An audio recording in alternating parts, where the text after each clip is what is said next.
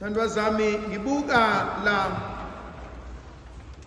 kwizenzo zabapostoli uStefane ephambi kwabantu ngokuphushwa umoya ocwebileyo.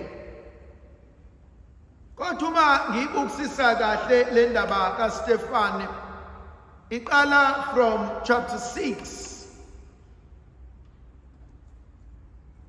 Uma kukhona inkulumo ezithi abanye babantu bethu abaphathekile kahle, ebese abapostoli bethi sifuneleni amadoda amesabayo uNkulunkulu, sifuneleni amadoda agcwele umoya ocwebileyo, okuyibona abazowenza lo msebenzi thina sisahleli emkhulekweni nasezwini likaNkulunkulu. Kuba bonke abawu-6 ababalwayo bayangimangaza uma besivezela uStefane bethi bheka kwakukhona indoda ogama layo linguStefane owayengcwele hamba ngomngcwele phambi kwaNkulunkulu nomoya kaNkulunkulu wawuphe kwakhe. That's the reason why bemkhetha.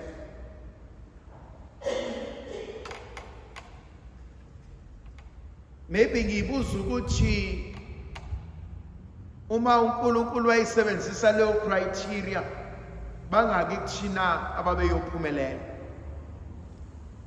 Give me devout people, God-fearing people, abagcwele umoya kaNkulunkulu.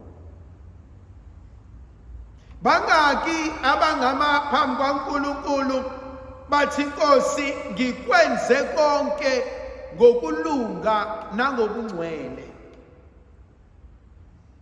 Bangaki abangama phambi kwaNkulunkulu bathi Nkosi sengibuyela kuwena sengiqedile umsebenzi. Elinye iphuzu engilibuka libalekile masibheka le ndaba kaStefane, wamela iqiniso, ingakho namhlanje befuna ukumbulala.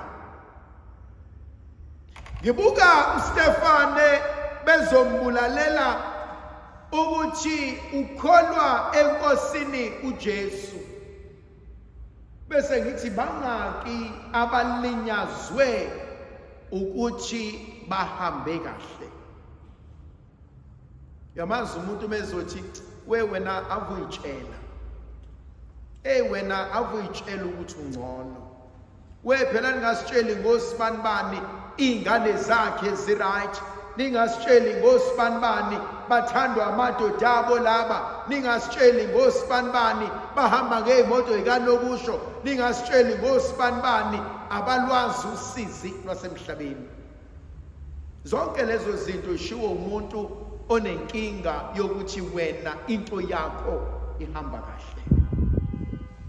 And so uma ngibuka le ndaba kaStefane bambulalela ukuthi yena usuke wakholwa washumayela indaba engabaphathi kahle ezimpilweni zabo. Kunezinto engiyibukayo ezingithintayo ngendlela abulawa ngayo. Bathi sebemkhiphele ngaphandle obala egakwe ngabantu, yilo nalo efuna ukumkhanda ngamatshe. Uthi obhala kahle wabhekisa amehlo ezulwini ebuka udumo likaNkulunkulu. Mhlambe imbilivo into engifuna ukuyibuka lapho, izinto azambi kahle empilweni uStefane uphakamisela amehlo akhe enkosini. Kuvuka kumina indaba uJesu ehamba phezu kwamanzi, abafundi besaba bethi babona isipoki, ebesethi uPetrus, Nkosi, uma kuwena ngitshele nami ngize kuwena.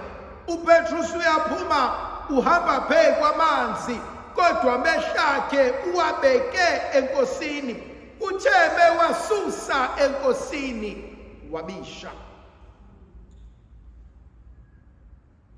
Akuve kulula ukuba inkukhu ebuka la edla khona, rather than ube ukhozi olubuka into ekude nawe ukuze uphumelele. Khona abanye abantu who succumb to the circumstances,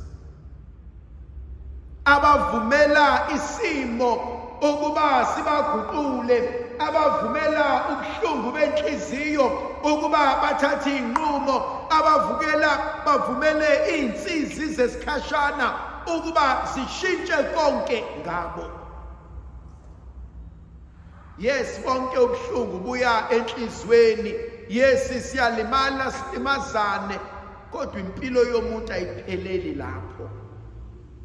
Ngithanda Inkonzo eyenziwa uStefane, who gazes his eyes kuNkulunkulu.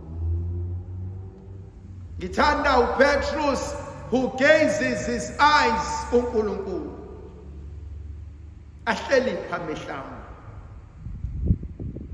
Hlalo sizine engibhekene nalo, noma ngiyadlula kulona, ngithi Nkosi, ngicela ukuphakamisela amehlo ami entabeni, lapho usizo lwami luzovela khona. Khona imoto engiyithandayo, nalokhu kuzodlula. Engithandayo uthi mephakamisela amehlo akhe ebuka emazulwini, athi bheka ngibona indodana yomuntu imile ngakwesokunene sikaNkulunkulu. Ebese ngiyamangala ukuba obehleli phansi usesukumile. Bese kuhlala inkonzo eyodwa kumina, uNkulunkulu uyabona. Whatever you are going through, whatever is happening, bheka ngibonile insizi zabantu bami nokukhala kwabo sekufikile kumina. Exodus chapter 1 and chapter 3. And so too nala uNkulunkulu uyabona. Ayikho into eyenzeka kuwena uNkulunkulu angayazi. Ayikho into eyenzeka emndenini wakho uNkulunkulu angayiboni. Ayikho into eyenzeka kubantwana bakhe emsebenzini, empilweni yakhe, enhlizweni yakho, uNkulunkulu angayazi. Can a mother forget her baby? Even if she does, I, your God, will never forget you. Bega, I've written your name in the palm of your hands. But kwesinye isikhathi, it's very easy to think ukuthi uNkulunkulu sengikhohliwe. When the going gets tough and izinto ingenzeki ngendlela engifuna ngayo, akuve kulula ukuyitshela uNkulunkulu sengilibele. uNkulunkulu akamdeli umuntu wakhe. uNkulunkulu akamlahli umuntu wakhe. uNkulunkulu akamshiyi umuntu wakhe esenkingeni.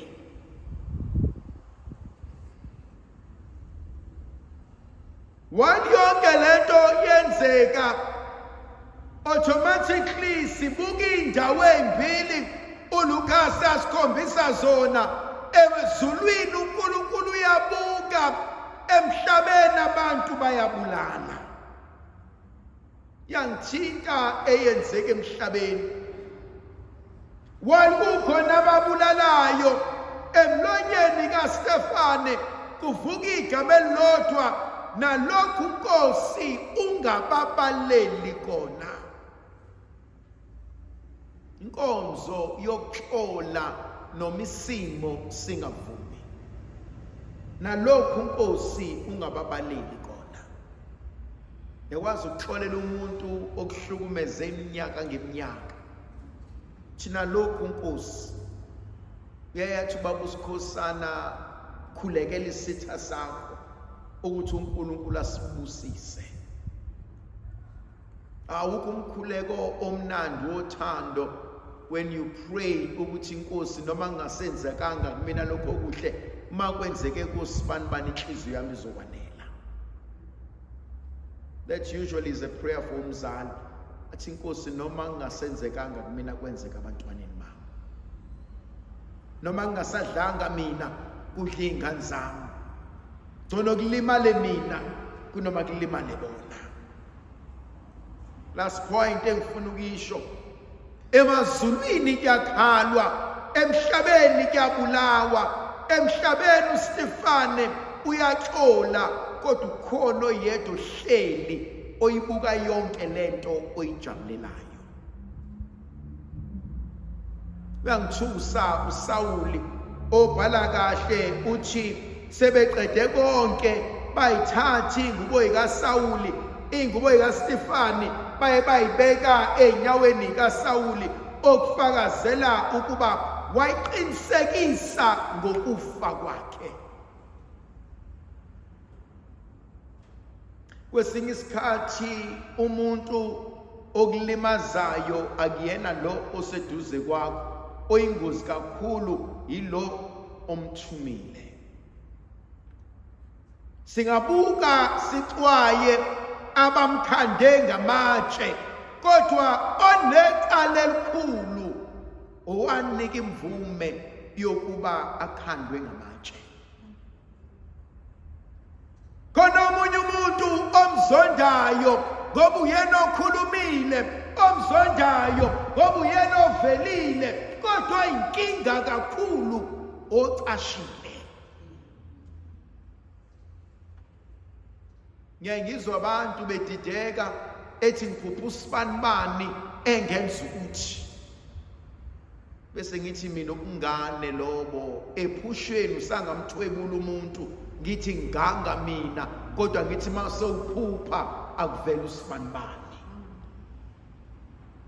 Umuntu oyinkinga kakhulu yilona ongibulala ebengihlekisa. Umuntu oyinkinga kakhulu ukuthi mase ngilimele kube uyena ogqinqa esibhedlela ezongibheka. Umuntu oyinkinga kakhulu yilona mase ngilimele alokho ezongiduduza. Thingelinye ilanga omunye umntwana wayihlala nomngani wakhe eflatini. Umngani wakhe applyile wathola i-scholarship. Yafika incwadi emvumayo, yafika incwadi emnika amathikithi. Uthi yena uqobo wawantshontsha amathikithi omngani wakhe. Makadane wamsiza ukuthi bawabheke, wamsiza ukuthi amkhalise, kodwa asikahleka mhlophe ukuthi uyena owathathile. Umuntu oyingozi ongavelanga kodwa kushaya.